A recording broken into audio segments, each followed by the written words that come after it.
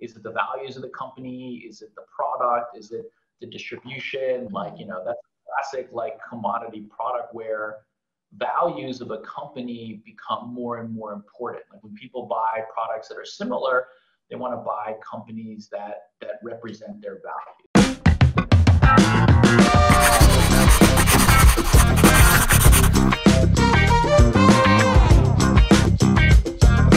Can you tell us a little bit more about, you know, how you grew up and what are like some steps that you took to get to where you are today? Yeah, thanks. No, thanks for having me on. I mean, I think it's a very long question in the sense that, you know, I took many steps to get to where I am today. But, you know, I mean, I grew up, you know, back then it was pretty typical. My parents immigrated from China and Taiwan to America for the American dream in the 70s. And then, you know, they had their first child, me, and I was born here. And I grew up in a kind of an immigrant neighborhood for most of my life. Both my parents worked. And I think that, you know, back then it was just whatever you had to do to survive. You know, there was no internet. There was just a lot of random stuff. You tried not to get into trouble. And I was never a great student, which was very disappointing to my Asian parents, but you know, somehow it kind of all worked out. But yeah, I grew up in New Jersey, went to school in Boston, and then after that have had a chance to kind of live all over the world, which has been great.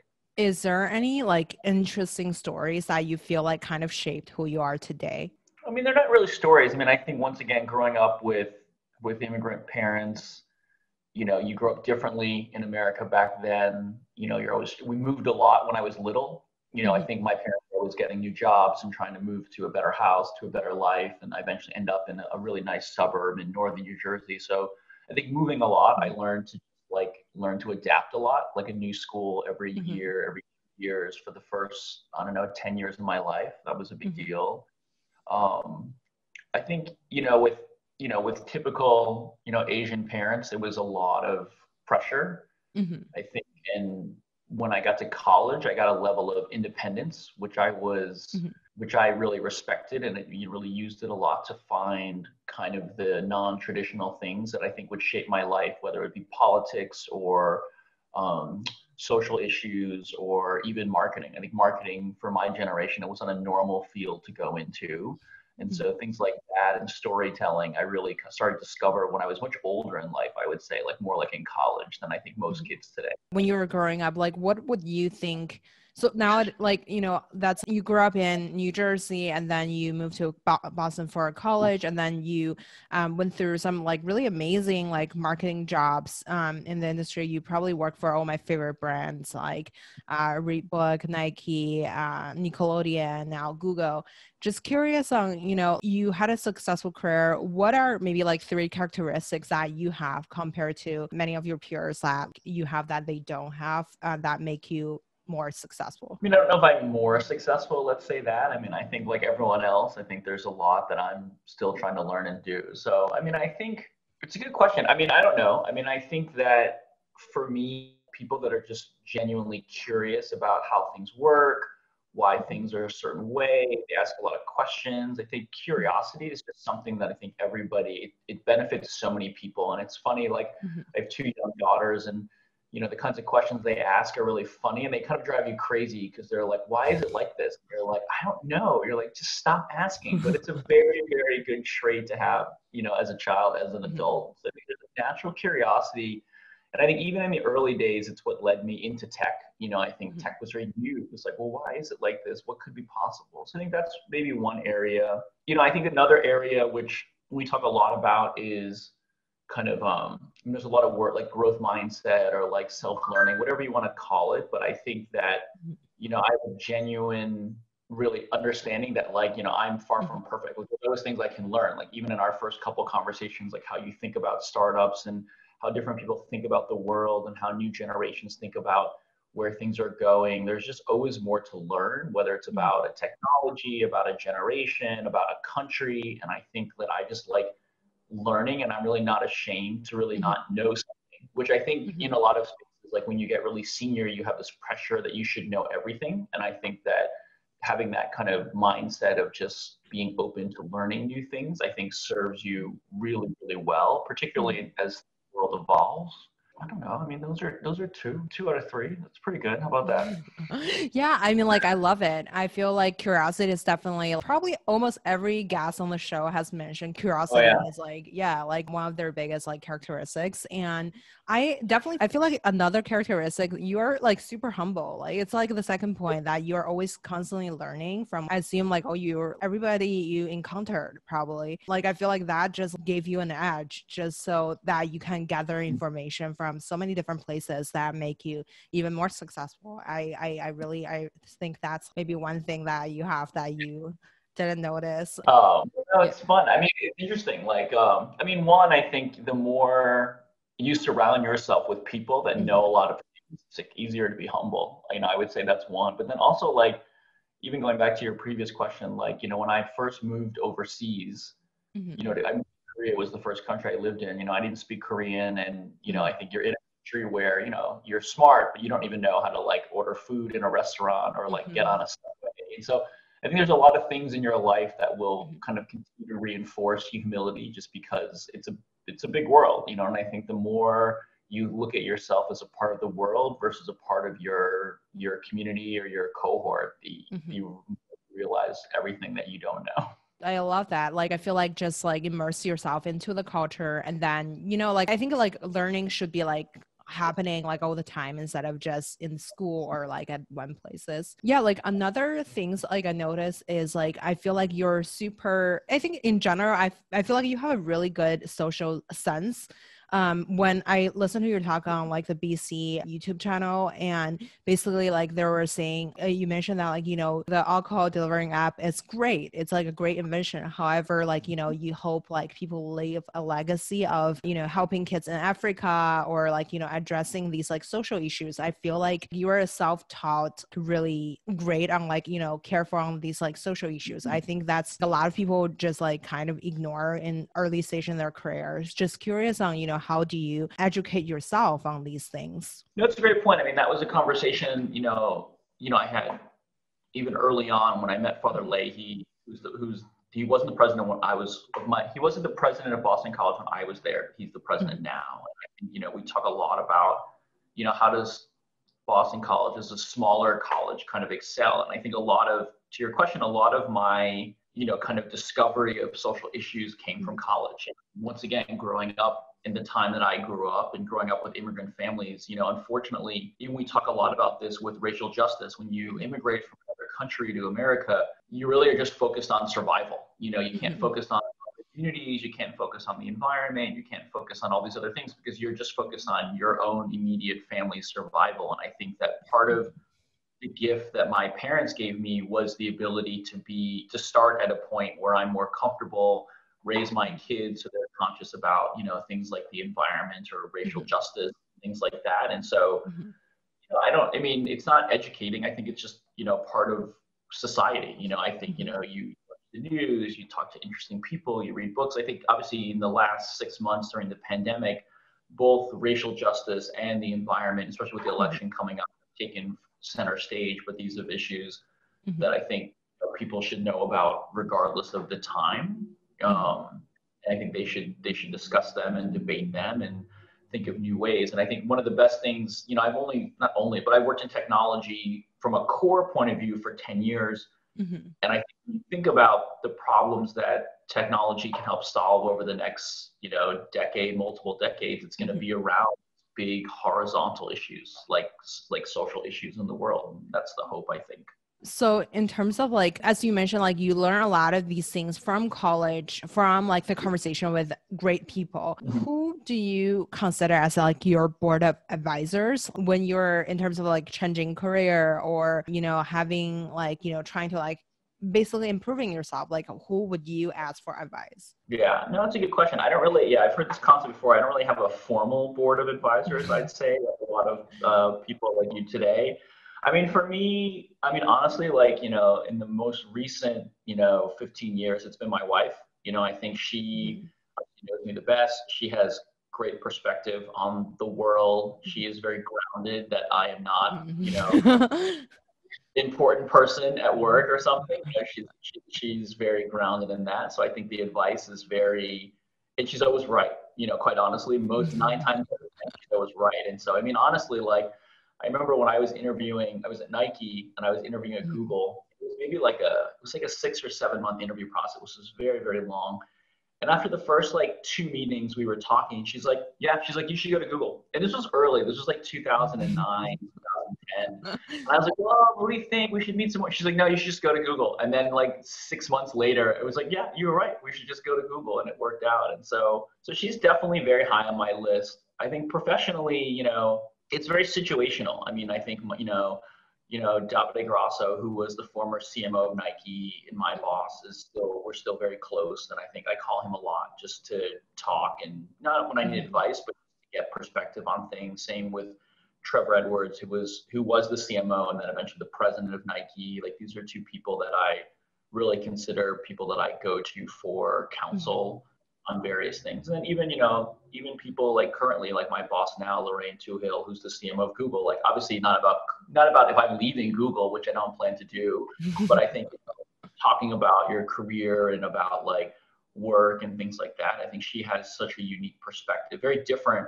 than my Nike mentors in that sense. And one time we actually had dinner one time with Davide, who was at the time he was the CMO of Nike, and then Lorraine, the CMO of Google, my former boss and my current boss, and the Mhm. three of us had dinner. And it was like really awkward to have those kind of worlds collide, but it was funny.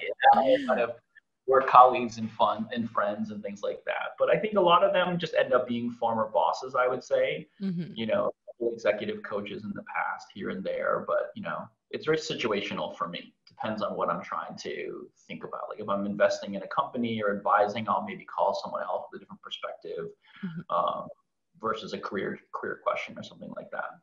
I feel like I think you put yourself in such a great position that, people you could call that are like, literally the world leaders in the marketing space. Out of curiosity, for example, there's a lot of people join the marketing team at all these companies. Like, how do you kind of like help yourself like rise up really quick?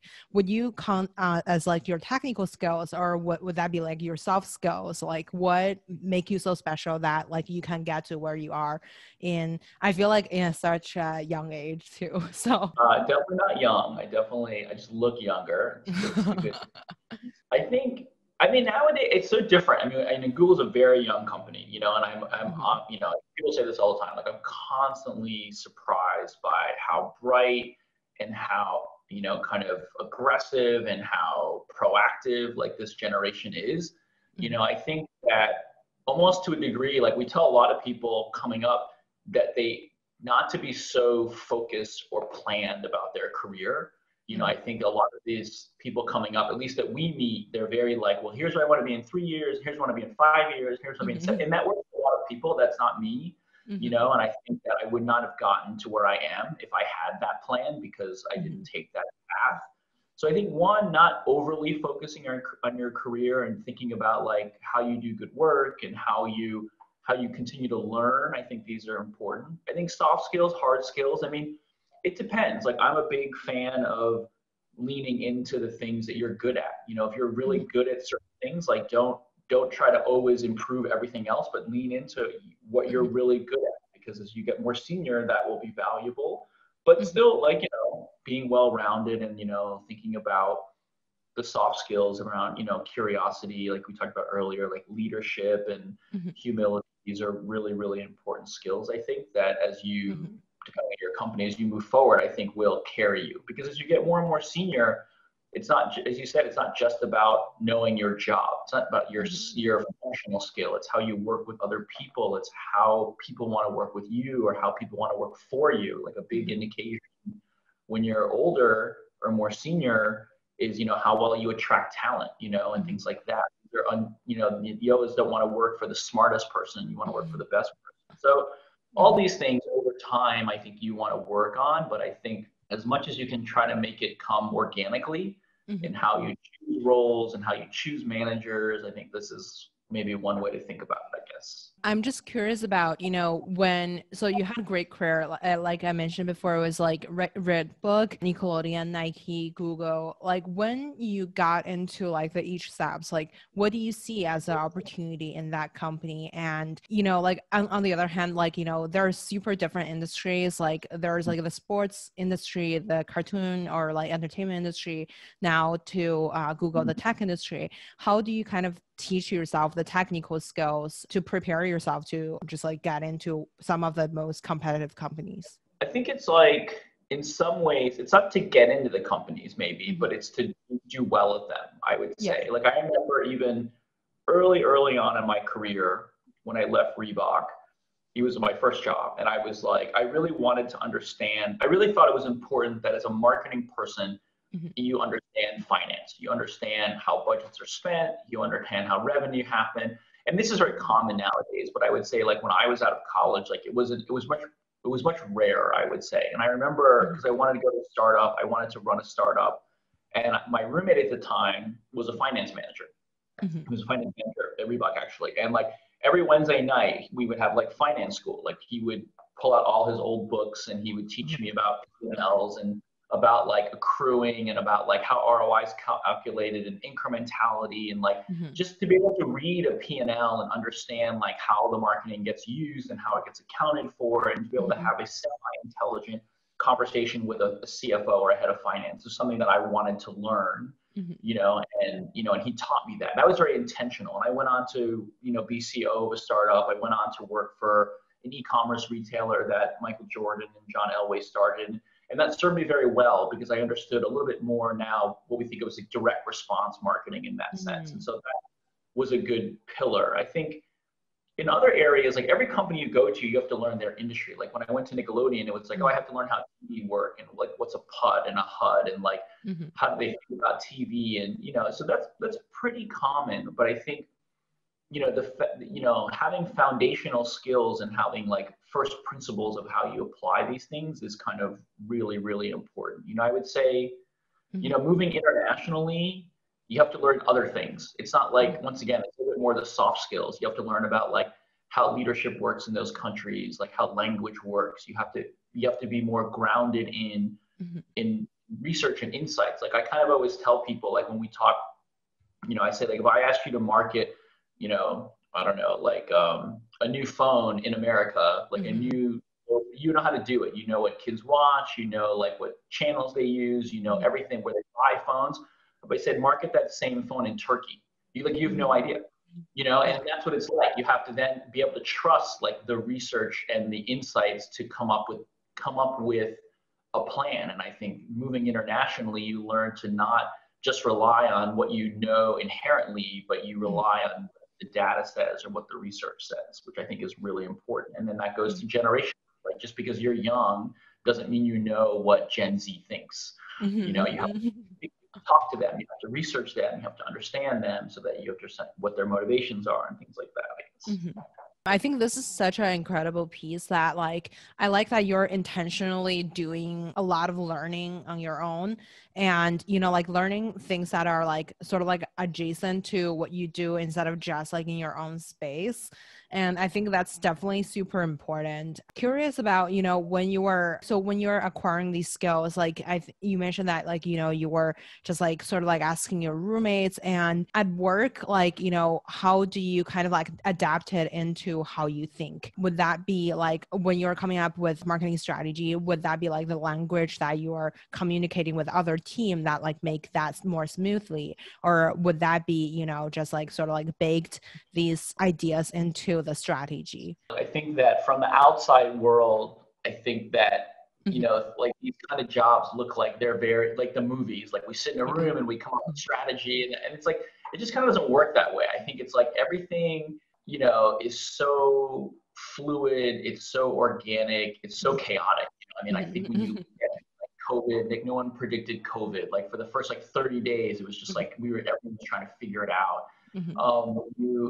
Obviously, like the various governments around the world are putting regulation together. Like no one's prepared for these things. Mhm. And so it's just more like when you're having these conversations to be able to have a different perspective on the world in different experiences. And, you know, I have a couple of experiences. You know, the beauty of Google is, you know, everyone is so just curious and has such a broad level of thinking that you sit in a room and people have perspectives from different industries or different points of views on business models and things like that, that those conversations kind of come together and it becomes the best of a lot of people's thinking in that sense. And so, and the other side of it is like occasionally you will get like, you know, that small strike of like inspiration where it's like, oh, you'll read an article about something or you'll see a new technology and you'll start to understand like how these things start to apply to what you're working on. Like, you know, like we talked earlier, I mean, like I love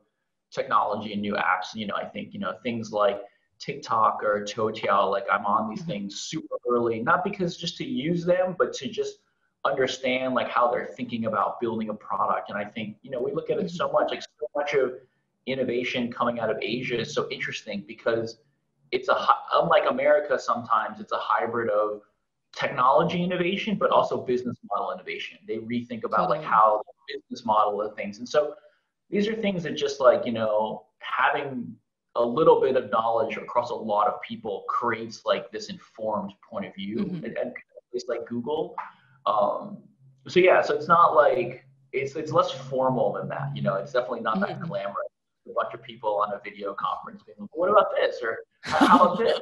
You know, like, so I mean, it works out, but it obviously it's thoughtful, but at the same time, it's not like the movies, I think, or Mad Men or something. Mad Men, yeah, that's what I was thinking. So yeah, like I mean, like you said, I feel like there's a lot of myths probably like around like how tech people think about things. Like curious on, you know, what is like a typical day for you? Maybe prior to pandemic or like in pandemic, like what's like, so like what is like an executive like at Google do like on a day-to-day basis? I assume it's a lot of meetings, but like, you know, how do you structure your day basically? It's a lot of meetings. I mean, it's not that glamorous. I mean, it's like a job. So I mean, like it's a lot of meetings. So it's, you know, I carry, you know, to my assistants, you know, frustration. I carry a lot of meetings. I probably carry 20 to 22 meetings a day.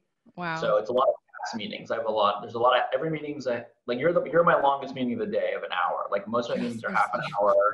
Some of my meetings are 15 minutes. So it's a very high velocity of meetings. What I find interesting, like it goes a little bit adjacent to your question. What's interesting about technology companies different than Nike, like other companies like Nike, sports companies or entertainment companies have a natural annual rhythm, like holidays coming or the Super Bowl is on this day or the Olympics are every 4 years or the All-Star game, whatever it is, there's a gate that's coming that you have to hit.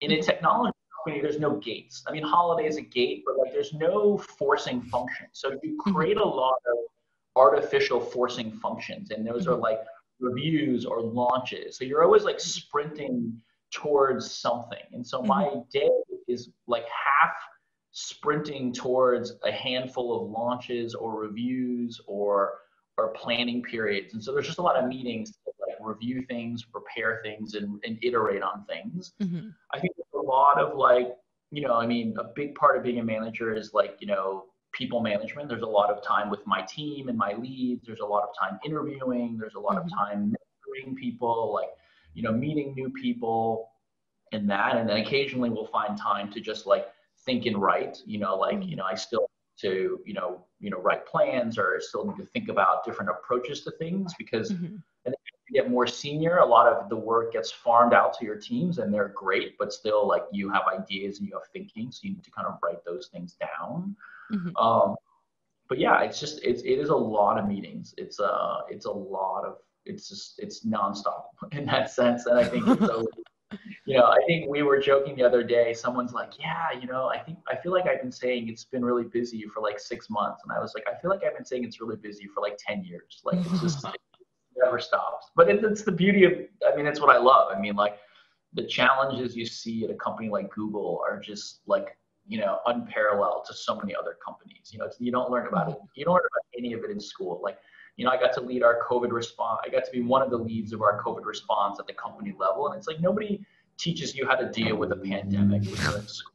Like, you know, it's just like, so things like that are like really kind of they're hard, but they're very special. They're the things that, like, you know, the experiences that where you're lucky enough to work at a company that can help people. It's kind of it's special.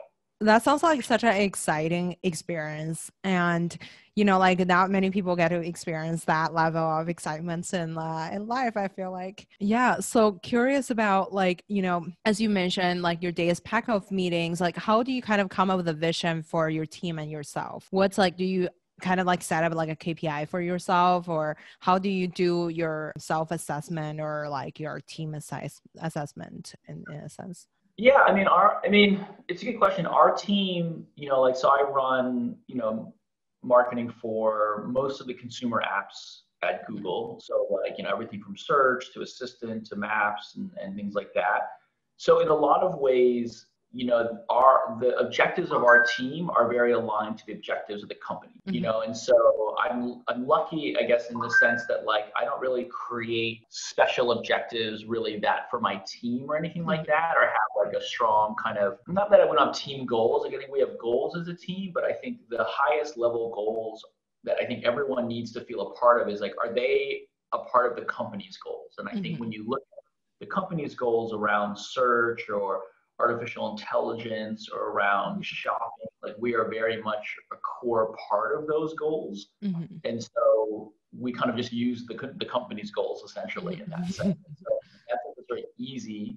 And then there's a lot of detail underneath that around how we want to do it, and like how we maintain, you know, good collaboration and good mental health, and like all the things that are necessary to enable us to reach those goals. But I think Mhm. at the highest levels, like, we kind of just rely on the company's goals to make sure that we are doing the right things. In terms of like for yourself, as you mentioned, like Google has such a diverse batch of products, like from, you know, Mhm. artificial intelligence to like every other subject.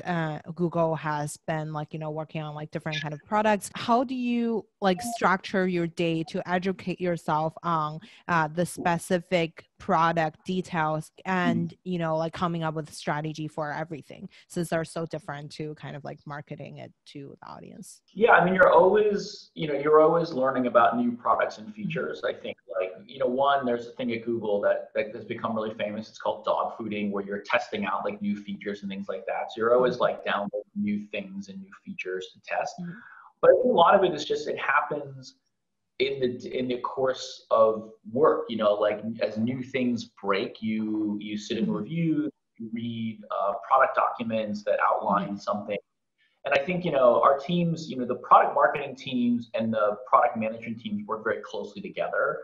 And Mhm. so a lot of times, as these things are formulating, we are right with them, helping them think about the narrative or the audience or how to bring it to market, not just the technology. So we're, Mhm. a lot of times, we're with them along the way on a lot of the journey, and sometimes Mhm. months or years on some of these things. Like, I remember working Mhm. on the Google Assistant and thinking about like this idea of, like, you know, ambient computing, and like having this idea of, like, you know, no UI and voice enabled computing. And, you know, we were talking about it, you know, a year before we announced it, and a year and a half before the product actually came to market. We were involved Mhm. in those conversations and in crafting that strategy. And I think that that's when it's really exciting, when you see like really big shifts Mhm. in technology like that. I think you're Mhm. seeing similar with, you know, augmented reality, you know, Mhm. continuing, you know, beyond kind of face filters and things like that, and have Mhm. different applications. And so we're kind of right there. And I think it's just a lot of trying new things and like looking and reading a lot of product documents, and just, you know, the beauty of Google is everyone's so open. Like, you know, if you're curious about something, you can ping somebody and be like, hey, I heard you're working on this thing. Like, can you share? Can you tell me about it? And I think, Mhm. you know, most people will be like, yeah, you know, let's set up time or read this thing. And so, you Mhm. know, so that happens quite often, I think, because it's such a fragmented company. So you kind of have to Mhm. find things and kind of like seek them out. But I think in that sense, it's really delightful. It could be really interesting to kind of like indulge yourself into like different subjects, and then you actually have the subject expertise within your own company. I feel like that's like sounds like a great like learning journey too. Yeah, like in terms of like marketing itself, like what would be one marketing campaign that you've done that you are the most proud of? I mean, you know, marketing campaigns are like children. Like, you don't have favorite one. Like, Let's pick 10. I'm just kidding. no, no. Who has 10 children? That would be way too many. I could. I mean, I think. I mean, at Google or just like ever? Just ever, I guess.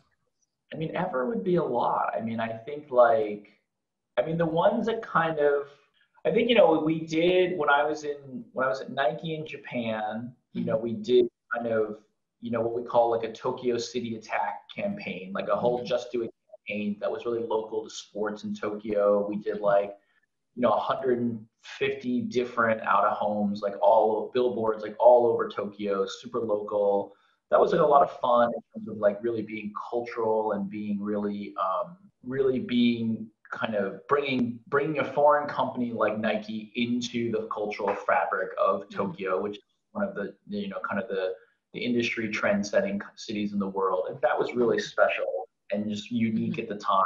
I think like they're not campaigns, but I go back to like, even more recently, the work that Google that we did over the Super Bowl with Loretta, which is a spot around how technology was helping, an older man who'd lost his wife and remember, her. I think these stories around how technology can just play such a positive role in someone's life are Hmm. really special. I know it gets made fun of and it gets played out a little bit, but I think when you really step back and when we really look at this age and think about all that technology has unlocked for people, I mean, I think once again, like I remember when the commercial internet kind of started, Hmm. and I think to see where it is today is kind of really mind-boggling. So work like that is always really interesting, Hmm. and you're really proud of work like that.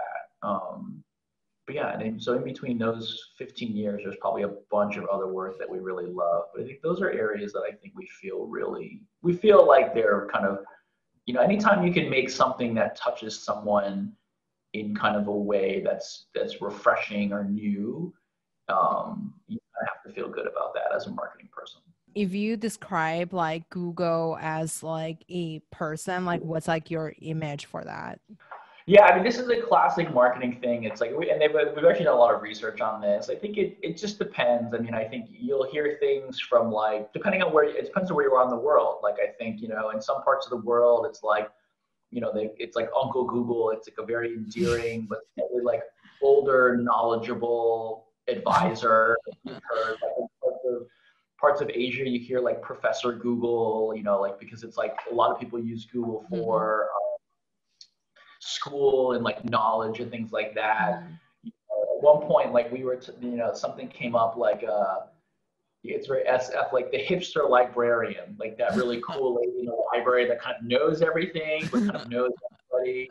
I think it's always rooted in just like knowing a lot of something, because this is what you come to Google for, like for knowledge and like, and I think that's what makes Google almost like so different than a lot of the other tech companies. I mean, they all have really good strengths, but I think whether it's a social media company or like a streaming company, like the role they play is super important, but it's like very different. Like Google, particularly in search, we talk about like if you want to know like the weirdest thing about like the weirdest dumbest thing in the world, you ask Google. If you are sick and you have some kind of illness and you're trying to research a disease, you come to Google. So the Hmm. range is so massive that I think Hmm. that there's a huge responsibility there. So a lot of it is just it's rooted in like these like professors or librarians or wise uncles and things like that, which I think is very it's very interesting, I guess. I think it's like interesting to put things into perspective. And then, like you mentioned, like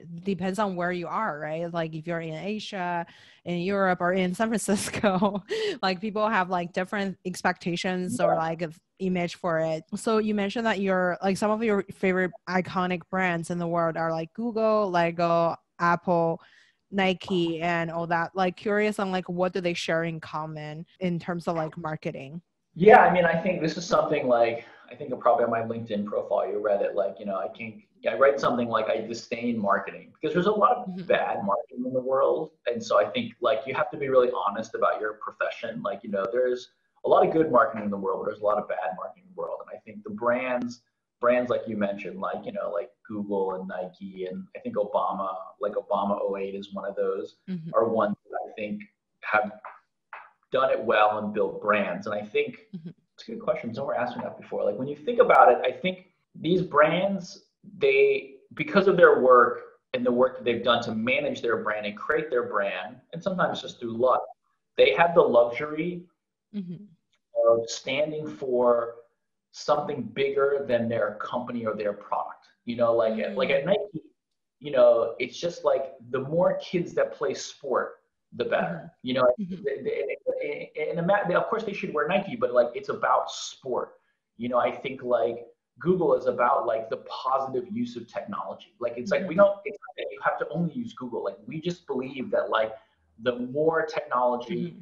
that can help empower people, the more information that can be unlocked for people, the better. And I Mm-hmm. think even Obama '08, I think if I don't know how old you were, but at the time, it was about hope. Like if you believed in a Mm-hmm. better future, if you believed in that we as a nation could be better, you are a part of Mm-hmm. that brand, right? And I think it Mm-hmm. wasn't because you liked him as a person, or Mm-hmm. things like that. But he stood for something bigger. And I think Mm-hmm. Nike and Apple and Google, they stand for something bigger than just like an individual product that you see or use or touch. And I think that Lego is the same. Like Lego stands for play.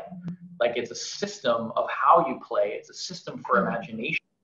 But really, it's about like this imagination of play. And I think these brands, and there's probably more out there that I don't really think about, but I think Mm-hmm. like these are the ones that I think really have a profound impact on like my life, and that Mm-hmm. I just believe that they're really, really strong. You have to make the mission or like the beliefs like a little bit like larger than just like your brand, not just trying to sell a particular product, but stand for something is actually super important. I Like, remember actually like when I mhm, just joined Nike. It was like 2000, 2003, I think, early 2003, and they had just changed their mission statement. And I think like I wasn't there, but mhm. they were like the mission statement was to be the number one athletic footwear, apparel, and equipment manufacturer in the world. Like that was their mission statement. And they were that for like 5 years. So like we've been number one for like 5 years. They're like they need to rewrite the mission statement, and that's when they came up with like to bring inspiration and innovation to every athlete in the world. And then if you have a body, you're an athlete. And it's like when you have these mission statements that don't talk about your product or they don't talk about like selling something. I mean, you have reached a certain level Mhm. of I think in that sense. Yeah, totally. That's so funny. Like I could not like I mean like now when you think about Nike, it's like just do it, inspire you to like do something challenging. And then I cannot believe it was like, let's be the number one like, Yeah. sports clothing manufacturer in the world. Because they weren't. I mean, like Adidas and Puma, like these companies have been around way longer than Nike has. They're way Yeah. older. So I think in that sense, they were very big. They're a relatively young company. I think, all these companies like Mhm. Nike, Starbucks, like they're all around like, 40, 50 years old at this point. So I saw that like, you have been like advisors for many startups and curious about, like how did they find you and then what do you see in them to advise them? I'm sure a lot of listeners are curious on, like what do you like, how do you pick these startups on the one that you want to advise? And also what do you see as like common, maybe good things or mistakes about them that like, is there any common thread that like people could kind of learn from? I don't know if there's anything common. I mean, I think they come in all shapes and sizes. I think a lot of them were people that I knew Mhm. who ended up starting companies, and so I had a pre-existing relationship. Like Liz Wessel at Way Up, like Mhm. she was at Google for 2 years. We became friends at Google, and so when she left, I was totally happy to kind of help be an advisor at her company. Same with Amy at College Fashionista, which was one of my early ones, and they sold their company. So a lot of them are just people with pre-existing relationships. Occasionally you'll get a more random, like I know like guys over at Jiffy, like when they first Mhm. started out, like they were just making this like GIF maker, and I thought it was really cool, and I would try it and tweet about it, and then they dropped out of Harbor and they moved to San Francisco, and they reached out to me, and then we started talking, and a lot of times it's just it's like you're getting to know each other, and I think you're Mhm. trying to figure out like you help people out here and there, and then if it's a good fit, and then if if you can see them getting value long term, then you kind of formalize it into some kind of an Mhm. agreement, and then what that is. But it always starts out like, it's like anything else. Do both people have a shared passion for something, some idea, like whether it's, like Way Up is about like at the time it started as internships, but now it's like employment for young people, which is a huge opportunity. Like that. And then a lot of it is just, can I help them? Like, some of these companies, in the early stage, they need leadership help, they need marketing help, they need acquisition help. And so, if it's that type of company, then yeah, I'm happy to help. But if I don't think I can add any value, it sounds weird, but like I have said no to a handful of people just because I'm like, your space doesn't interest me, or I don't have time, or I actually don't think I can help them. And so, because you have to be careful, because some people just want, a list of people on advisors or boards and things like that. So you always have to be a little careful, but genuinely, when you get to know someone and you meet someone, like, if it's a good fit, then you kind of work together. I think like the personal kind of like the chemistry or like the personal relationship is like speaks way more than like, are you just like, or something super random. Yeah. I also know I'm not great at like at picking, I know my role, like even in the startup scene, like I've known a lot of startup founders, and like everyone, it's like, I don't know if I would have predicted that like Uber would have been Uber, or like, I just don't know if I have that kind of that gene to pick that winner. And it was sad. I probably could have invested a lot more, but like, I've known all these companies from the early days, like just some reason, like was unsure of their future success. So I'm not that visionary in the startup scene, I guess. Oh, I feel like it's tough. Like it's really hard to tell, especially in their super early stage. You can, like there's like almost no indicators. Yeah. So curious about, like, do you have like one advice that you can give for like people, like a startup founder that they try to kind of, like marketing their startup? I think not necessarily marketing their startup. I do think that, a lot of great startups have gotten by with not a lot of marketing in the early days. And I think that those startups that have good product market fit, like you think about like Airbnb or Uber and things like that. And I think, not they don't need marketing, but I just think it's like, when you have a great product, like marketing is there to help kind of accelerate like the second phase of growth after you've seen a lot of product market fit. I think startups where they're using marketing just to stay afloat, like it's artificial, I think those are always a little dangerous. So you have to ask yourself, like, you're just like spending a lot of money just to stay afloat versus like building something for the long term. And so I think that's one thing that I think is really important. And I think that, valuing, it's hard for tech companies to think about their brand in the early days. And I tell this all the time. It's like, no one, I don't think Larry and Sergey really thought that much about it. I don't think, some of these other companies have, but I think at some point the brand becomes very valuable, like you do a category. And I think how you manage that brand and how you partner with that brand, is important. No, it's hard because in the early days, you're the startup, you are like trying to just make some deals and make traction. So you have to do what you need to do to survive. But I think at some point, thinking about what your brand is and what it stands for, particularly in spaces where, the products are commodities. Like I talk a lot about how like Uber and, pre-pandemic, like Uber Lyft was very much like, in my generation, like Coke or Pepsi. Like it's kind of the same exact product. It's like the same exact driver in a lot of times, And what makes you choose Uber or Lyft? It's like, what makes you choose Coke or Pepsi? Different. It's the same kind of product, but sometimes it's a distribution deal. Sometimes it's the brand that you believe in the value.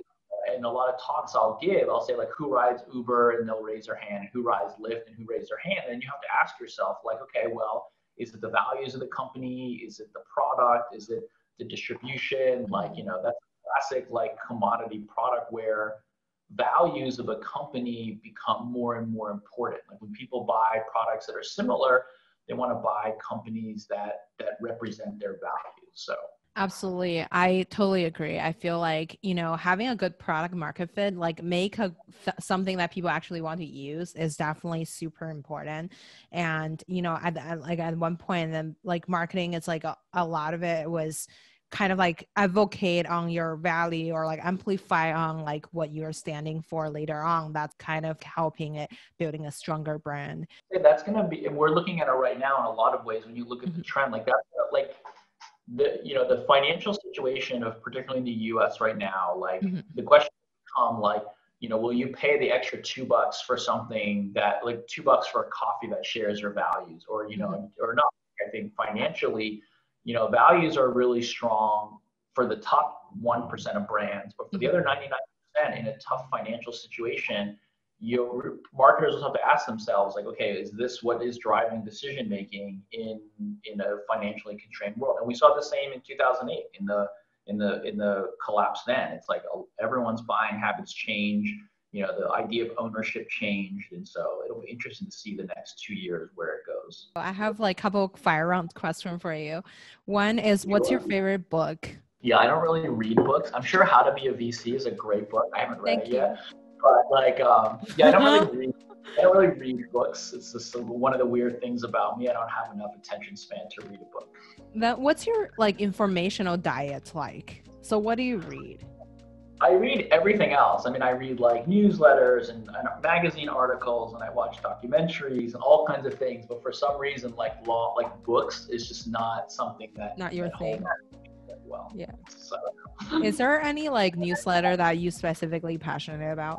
Yeah, I have a whole list. I mean, I read everything. The Internet Brunch is like my favorite, only because it's fun. The Internet Brunch is from Big Spaceship is like memes and like trending culturally on the web. Or like that, it's fantastic. I mean, a lot of stuff from Fast Company I read all the time. A lot of stuff from a lot of VCs. I mean, obviously a bunch of the analyst stuff I read all the time. I'll send you a list. I've got like a list of probably a dozen or so that I get every day that I enjoy. Thank you so much. And then we'll copy your informational diet. So who made the biggest impact in your career? Oh, I mean, that's a hard question. I mean, I think like there's no one, it's a long career. I've been working for over 20 years. And my first boss, Brenda Goodell, who hired me at Reebok, who gave me my first big break.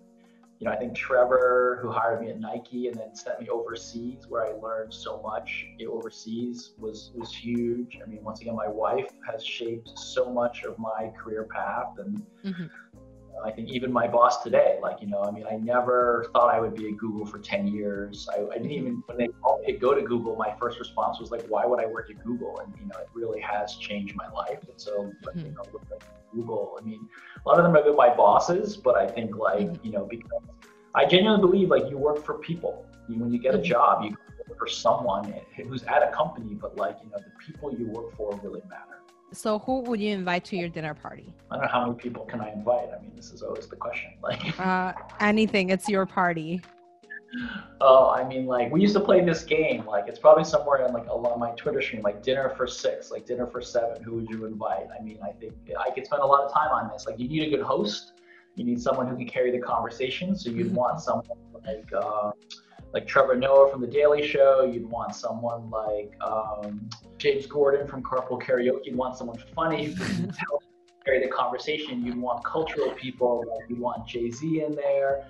You'd want Obama in there. You definitely would want Michelle or Barack, quite honestly. I think you'd want visionary technology people in there. You'd want definitely some funny people in there, like some wild cards like Martha Stewart, or you'd want like Taylor Swift, like some musical artists in there. So I mean, like I've thought about this a lot. We used to play this game a lot when we traveled, like your dinner for 7. Like who are the 7 people that you would have? I'll see if I can dig mine out. I'll send it to you as well. But it's a fun game because you don't think about just the 7 people, but you think about the dynamic of the conversation. Like, it's almost like planning a wedding, like a table at a wedding. Like, are they going to get along? Are they going to have shared interests, and things like that. So. Oh my God, I love it. I love like, please just invite me to your party. Like, this is like it. Basically, you have all the celebrity and from everywhere.